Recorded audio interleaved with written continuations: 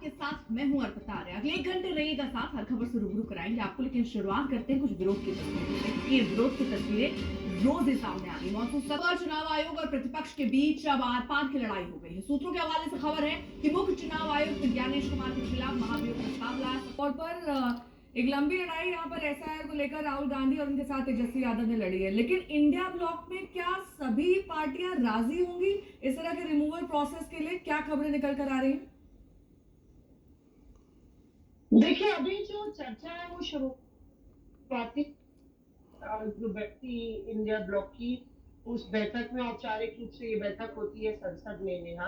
और ये इस बैठक में ये चर्चा भी हुई कि उनको हटाने का जो पूरा प्रस्ताव है, प्रक्रिया है, वो की जा सकती है जिस तरीके से सीट का रवैया रहा है। हालांकि इसमें पूरी कांग्रेस को बाकी घटक दलों से क्या इतनी जल्दी आम सहमति बन जाएगी, सबको तैयार कर लेंगे? क्या रणनीति रहेगी?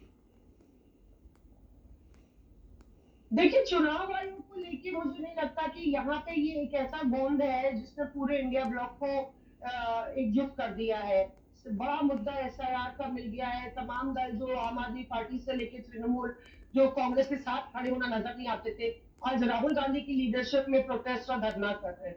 तो इसमें सहमति बनाने में कोई दिक्कत मुझे नहीं लगता कि होगी। लेकिन कानूनी दांवपेच क्या होंगे आपने बताया।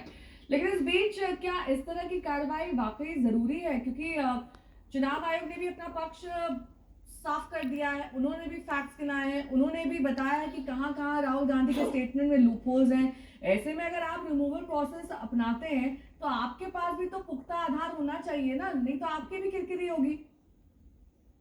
बिल्कुल, निर्वाचन आयोग ने साफ किया कि बिना मतदाताओं की मंजूरी के सुप्रीम कोर्ट इस मामले में व्यवस्था दे चुका है कि मशीन में रीडेबल मतदाता सूची इसलिए नहीं दी जा सकती है कि वो किसी की भी निजता का हनन है, निजता के अधिकार का हनन है। सुप्रीम कोर्ट ने इस पर मना किया था और जिन याचिकाकर्ताओं ने याचिका डाली थी कि मशीन रीडेबल मतदाता सूची दी जाए, सुप्रीम कोर्ट ने उस पर रोक लगाई थी। और सुप्रीम कोर्ट ने अपने निर्णय में कहा था कि ये लोगों के व्यक्तिगत निजता का हनन है।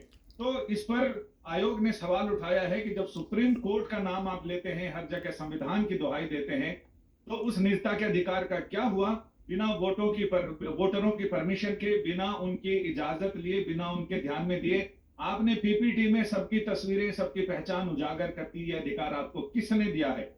तो ये एक बड़ा मुद्दा निर्वाचन आयोग ने भी कहा है। उन्होंने कहा कि हमारी निगाह में ये पूरी तरह से गैर कानूनी है। अगर उनके पास इतने ही पुख्ता सबूत हैं तो उनको शपथ पत्र देने में हर्ज क्या है? हम सिर्फ राहुल गांधी के बाहर दिए गए बयानों के आधार पर 1 लाख लोगों को